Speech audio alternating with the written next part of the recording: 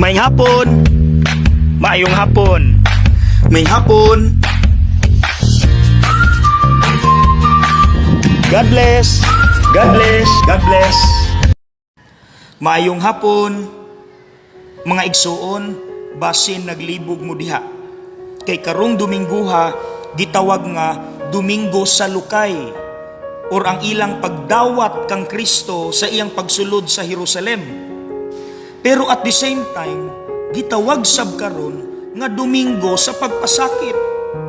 Ila na pong gi-reject si Kristo. Mga igsuon, ngano man na duha ka opposite nga batasan. Ayaw kabalaka, kay sigurado ko nga makarelate kitang tanan, ilabi na sa atong pagkasumusunod ni Kristo. Kay kusog kay ta manimba, kusog ta mangayo, pero pag abot na gani sa punto nga kitanay gipangayuan og hagit nga atong buhaton, muatras dayon ta, mahadlok dayon ta, i-reject dayon nato ang pagtulon-an ni Kristo. Example, kusog ta musimba, pero pag abot na sa ebanghelyo nga nakadungog ta, pasaylua imong kaaway, pagpaubos sa kaugalingon. Ang ato dayong tubag, kinsa man kong mo paubos, nga siya may naisala, wala man ko ilabot. Dili ko mo pasaylo, mudumot ko. Ikaduha, kusog ta mo simba, pero pag abot na sa ebanghelyo nga nakadungog ta, badlunga ang nasayop.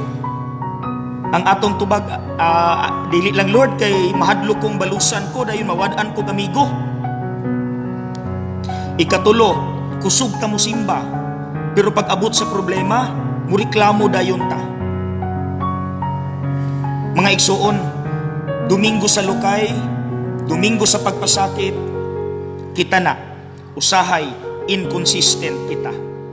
Mauna nga ang hagit ni Santo Papa Francisco alang nato, do not become part-time Christians. Okay? God bless.